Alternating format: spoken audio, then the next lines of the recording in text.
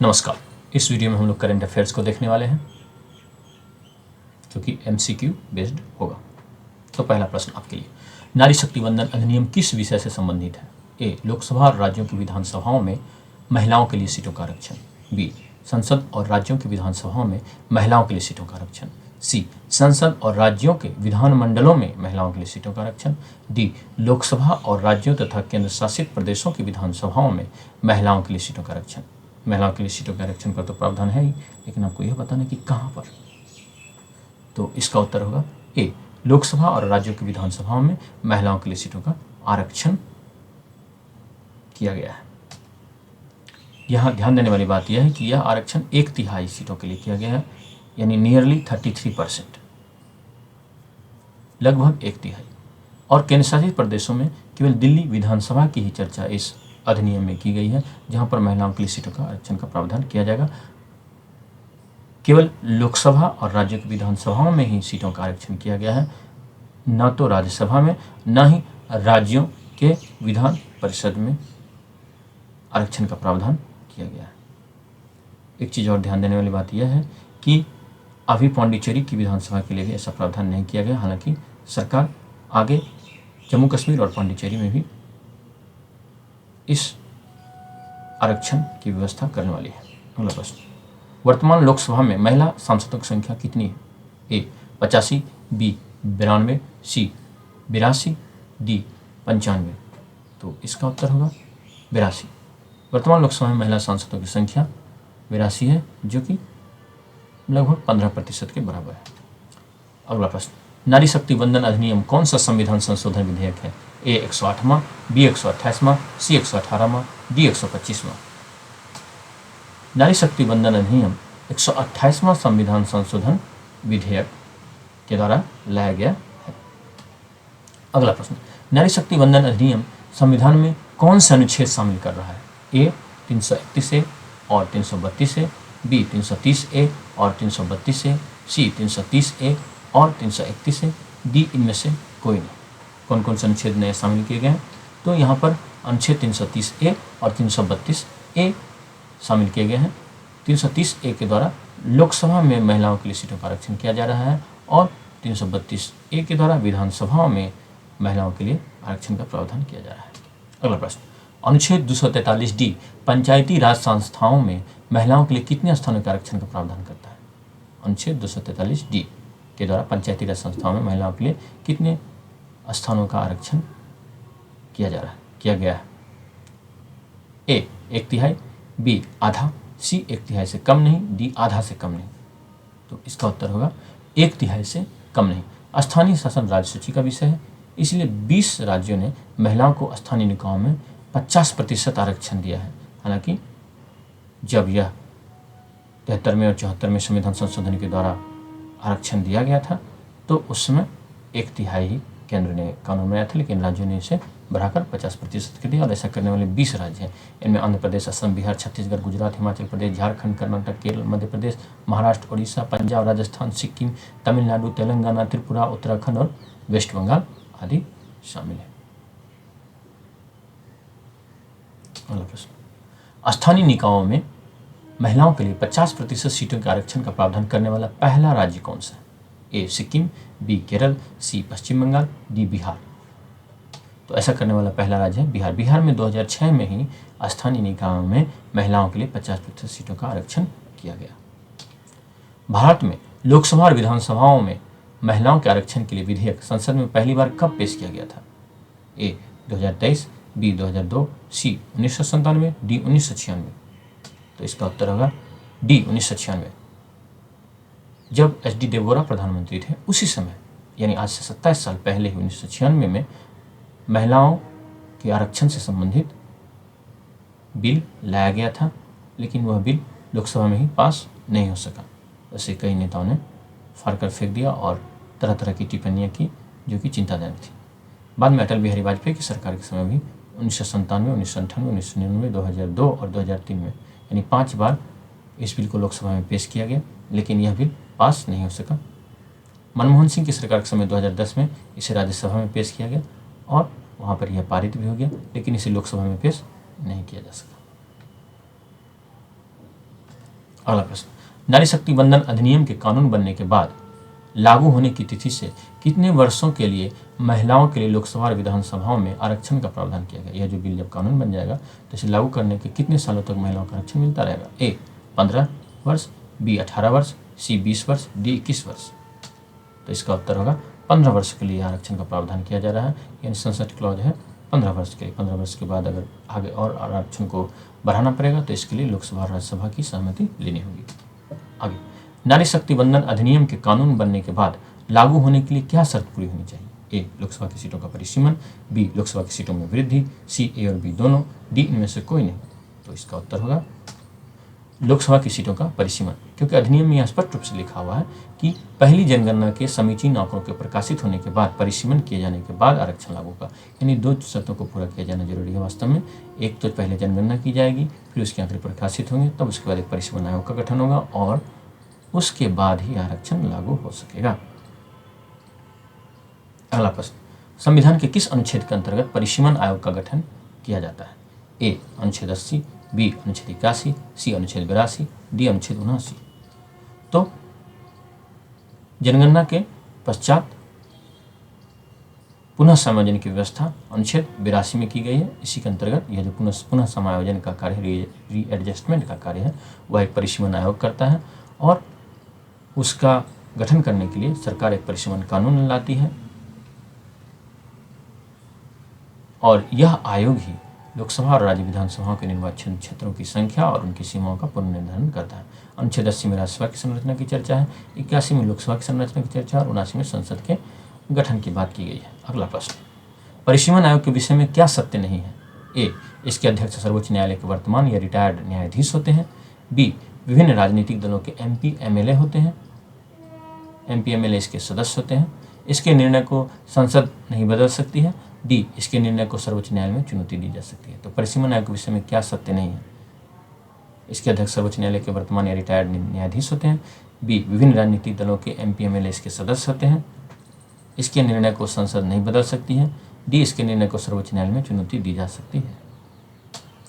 तो इसका उत्तर होगा डी इसके निर्णय को सर्वोच्च न्यायालय में चुनौती दी जा सकती है। इसके निर्णय को कहीं भी चुनौती नहीं दी जा सकती, किसी भी कोर्ट में चुनौती नहीं दी जा सकती है, क्योंकि इसके निर्णय को कानून की शक्ति प्राप्त है और विभिन्न राजनीतिक दलों के MP MLA जो होते हैं वो इसके सदस्य होते हैं। इसके अलावा चुनाव आयोग और चुनाव आयुक्त और उनके द्वारा नियुक्त व्यक्ति भी इसके सदस्य होते हैं। इसके आदेश की प्रतियां राष्ट्रपति लोकसभा राज्य विधानसभा के पटल पर रखवाते हैं, लेकिन इसके आदेश में कोई भी परिवर्तन ये संस्थाएं नहीं ला सकती हैं। इसके प्रभावी होने की तिथि की घोषणा राष्ट्रपति करते हैं। अगला प्रश्न, अब तक भारत में कितनी बार परिसीमन आयोग का गठन किया गया है? ए 5, बी 4, सी 6, डी 3। तो अब तक 4 बार परिसीमन आयोग का गठन किया जा चुका है, 1952, 1963, 1973 और 2002।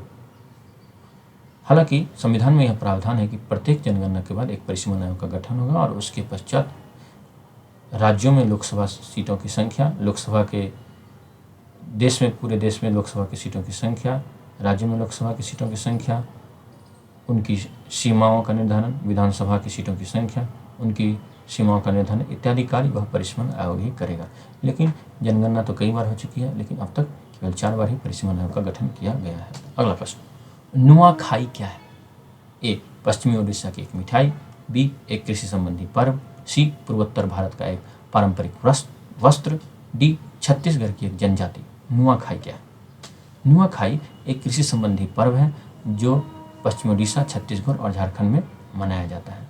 नुआखाई में नई फसल से बने हुए भोजन को खाया जाता है, इसलिए नुआ और खाई।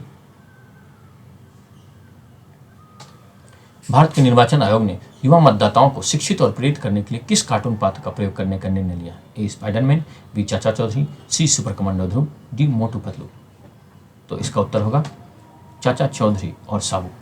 निर्वाचन आयोग ने चाचा चौधरी और साबू के एक कॉमिक बुक चाचा चौधरी और चुनावी दंगल को प्रकाशित किया है। जिसके माध्यम से युवा मतदाताओं को प्रशिक्षित, शिक्षित और प्रेरित किया जाएगा कि वे चुनाव दें, चुनाव में शामिल हों, वोटिंग करें, वो वोट करें। और आपस सिम्बेक्स किन दो देशों की नौसेनाओं के बीच किया जाने वाला सैन्य अभ्यास है?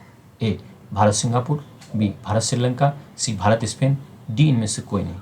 तो सिम्बेक्स सिम्बेक्स भारत और सिंगापुर की नौसेनाओं के बीच किया जाने वाला सैन्य अभ्यास है। यह 1994 से किया जा रहा है। इसका फुल फॉर्म है Singapore India maritime bilateral exercise. इसमें भाग लेने के लिए भारत ने अपने 2 नए सैनिक जहाज़ों को भेजा है, रणविजय और कावारत्ती। इसके अलावा भारत ने अपनी पनडुब्बी INS सिंधु केसरी को भी भेजा है। अगला प्रश्न, प्रधानमंत्री विश्वकर्मा योजना किन के लिए है? ए मजदूरों के लिए, बी वाहन चालकों के लिए, सी शिल्पियों के लिए, डी रंगकर्मियों के लिए। तो यह शिल्पियों के लिए भारत सरकार की एक योजना है। अगला प्रश्न, प्रधानमंत्री विश्वकर्मा योजना में कितने व्यवसायों को शामिल किया गया है? ए 18, बी 20, सी 10, डी 30।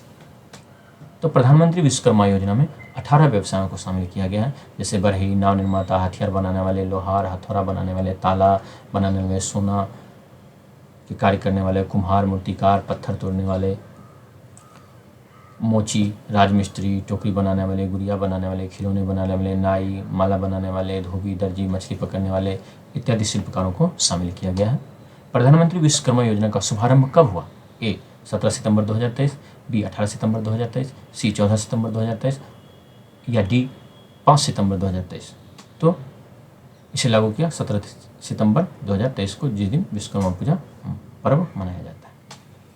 प्रधानमंत्री विश्वकर्मा योजना के अंतर्गत लाभार्थियों को कितनी राशि तक का ऋण रियायती दरों पर मिलेगा? ए 2 लाख रुपये, बी 3 लाख रुपये, सी 5 लाख रुपये, डी 1 लाख रुपये। तो लाभार्थियों को 3 लाख रुपये तक का ऋण मिलेगा, जो कि प्रारंभ में 1 लाख रुपये का ऋण होगा और उसके बाद फिर 2 लाख रुपये का ऋण प्राप्त किया जाएगा यदि वे कई शर्तों को पूरा करते हैं। तो इस योजना के तहत शिल्पियों को अनेक सारे लाभ मिलेंगे, जैसे उन्हें विश्वकर्मा प्रमाण पत्र मिलेगा जो कि बताएगा कि वो कितने कुशल हैं, उन्हें ID कार्ड मिलेगा, साथ ही साथ उन्हें प्रशिक्षित करने के लिए 500 रुपये प्रतिदिन का वजीफा भी मिलेगा और 5 से 15 दिन की ट्रेनिंग मिलेगी। उन्हें टूल किट खरीदने के लिए 15,000 रुपये तक का ई-वाउचर मिलेगा और साथ ही साथ यदि वे अपने सामान की बिक्री करते हैं और उसके बदले में डिजिटल रूप से खाते में पैसे पाते हैं, तो सरकार इस डिजिटल लेन देन को प्रोत्साहित करने के लिए प्रत्येक लेन देन 1 रुपये की राशि उन्हें प्रोत्साहन के रूप में देगी।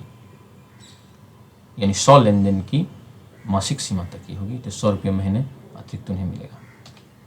भारतीय राष्ट्रीय राजमार्ग प्राधिकरण NHAI ने पुलों और अन्य संरचनाओं के डिजाइन तथा निर्माण को मजबूत करने के लिए किस संस्था के साथ समझौता ज्ञापन मेमोरेंडम ऑफ अंडरस्टैंडिंग पर हस्ताक्षर किए हैं? A IIT Bombay, B IIT Roorkee, C सीमा सड़क संगठन, डी दिल्ली मेट्रो रेल निगम DMRC। तो इसका उत्तर होगा दिल्ली मेट्रो रेल निगम DMRC के साथ NHAI ने समझौता किया है पुलों और अन्य संरचनाओं के डिजाइन तथा निर्माण को मजबूत करने के लिए। अगला प्रश्न, अखिल भारतीय थल सैनिक शिविर 2023 का आयोजन कहाँ किया जा रहा है? A Delhi cantt, B Agra cantt, C Jaipur, D Jodhpur. तो इसका उत्तर होगा दिल्ली कैंट में इसका आयोजन किया जा रहा है, करियप्पा परेड ग्राउंड में। इसका उद्घाटन NCC के महानिदेशक लेफ्टिनेंट जनरल गुरबीर पाल सिंह ने किया है। इसमें 17 NCC निदेशालयों के 1500 से अधिक कैडेट भाग लेंगे और कई प्रकार के प्रतियोगिताओं में वे प्रतिस्पर्धा करेंगे। NCC की स्थापना 1948 में हुई थी और इसकी स्थापना का सुझाव 1946 में गठित कैडेट कॉर्प्स कमेटी के अध्यक्ष पंडित हृदयनाथ कुंजरू ने की थी। पंडित हृदयनाथ कुंजरू ने इसकी स्थापना का सुझाव दिया था। कर्नल जीजी बेबूर इसके पहले डायरेक्टर बने थे और इसका आदर्श वाक्य है एकता और अनुशासन, यूनिटी एंड डिसिप्लिन। जहां 1948 में इसमें मात्र 20,000 कैडेट थे, अभी 13 लाख कैडेट हैं। अगला प्रश्न, पहला Uttar Pradesh international trade show का आयोजन कहाँ किया जा रहा है? ए लखनऊ, बी दुबई, सी ग्रेटर नोएडा, डी नई दिल्ली। तो पहले Uttar Pradesh international trade show का आयोजन ग्रेटर नोएडा में किया जा रहा है। अगला प्रश्न, हाल ही में मिथुन को किस प्रकार का दर्जा दिया गया है? ए असम का राज्य पशु, बी सिक्किम का राज्य पशु, सी खाद्य पशु, डी वैद्य पशु। तो मिथुन को खाद्य पशु फूड एनिमल का दर्जा दिया है food safety and standards authority of India FSSAI ने। इसका वैज्ञानिक नाम है बॉस फ्रंटिलिस। यह बोविडे परिवार का एक रुमिनेटिंग जुगाली करने वाला जानवर है जो अरुणाचल प्रदेश, नागालैंड, मणिपुर और मिजोरम में पाया जाता है। नागालैंड और अरुणाचल में इसे राज्य पशु का दर्जा प्राप्त है। इसके मांस को वहाँ पर लोग अनुष्ठानिक अवसरों पर खाते हैं। इसे पहाड़ का भी पशु कहा जाता है। इसके मांस के बारे में कहा जाता है कि यह लो फैट कंटेंट रखता है और इसलिए अधिक बेहतर है। अगला प्रश्न, हाल ही में किस देश ने आर्टिफिशियल इंटेलिजेंस से युक्त टैंक बराक का निर्माण किया है? ए ईरान, बी इजराइल, सी भारत, डी रूस। तो बराक टैंक का निर्माण इजराइल ने किया है। इसमें आर्टिफिशियल इंटेलिजेंस की कई सारी सुविधाएं लगी हुई हैं, जैसे जो इसका संचालक होगा वह एक ऐसा हेलमेट पहने हुए रहेगा कि वो जिधर नज़र घुमाएगा उधर ही, और जहाँ नज़र गड़ाएगा वहीं पर यह टैंक हमला करेगा और बड़ी आसानी से इस टैंक की मदद से दुश्मन को टारगेट किया जा सकेगा। बनरघट्टा नेशनल पार्क कहाँ है? ए केरल, बी तमिलनाडु, सी महाराष्ट्र, डी कर्नाटक। तो बनरघट्टा नेशनल पार्क कर्नाटक में है। यह भी हाल ही में चर्चा में आया है क्योंकि यहाँ पर बनरघट्टा बायोलॉजिकल पार्क में फेलाइन पेनल्यूकोपेनिया वायरस से कई तेंदुआ के बच्चे मर गए हैं। यह वायरस आमतौर पर बिल्लियों को ही प्रभावित करता है जिससे उन्हें डायरिया हो जाता है। बनरघट्टा नेशनल पार्क बेंगलोर के निकट है, बेंगलोर में ही स्थित है। अगला प्रश्न, NIA नेशनल इंटेलिजेंस एजेंसी के विषय में क्या सत्य नहीं है? ए इसकी स्थापना 2008 में हुई, बी यह आतंकवाद विरोधी कानून लागू करने वाली संस्था है, सी NIA के डायरेक्टर जनरल दिवाकर गुप्ता हैं, यह विदेशों में भारत के विरुद्ध की गई आतंकी गतिविधियों की जांच कर सकता है। तो इसका उत्तर क्या होगा? तो इसकी स्थापना 2008 में हुई थी। 31 दिसंबर 2008 को इसका गठन किया गया था। उसी समय इसका कानून पास हुआ था और 26/11 में जो मुंबई हमले हुए थे उसके बाद ही इसका गठन किया गया था आतंकवादी मामलों से निपटने के लिए। यह आतंकवाद विरोधी कानून लागू करने वाली एक सशस्त्र लॉ इन्फोर्समेंट एजेंसी है। इसके डायरेक्टर हैं दिनकर गुप्ता। दिवाकर गुप्ता डायरेक्टर जनरल नहीं है इसके, बल्कि दिनकर गुप्ता हैं इसके महानिदेशक। वो एक IPS है। यह भारत सरकार के गृह मंत्रालय के अधीन आती है संस्था और 2019 में संशोधन के द्वारा इसे विदेशों में भारत के विरुद्ध या भारतीयों के विरुद्ध या भारत के हितों के विरुद्ध की जाने वाली आतंकी गतिविधियों की जांच करने की शक्ति प्रदान की गई है। उम्मीद करता हूं कि आपको यह वीडियो पसंद आया होगा। तो इस वीडियो को ज़रूर लाइक करें, चैनल को सब्सक्राइब करें और इसे अपने दोस्तों से शेयर करें। साथ ही साथ कमेंट करें कि आपको और कैसे वीडियो चाहिए या वीडियो में क्या सुधार चाहिए। बहुत बहुत धन्यवाद।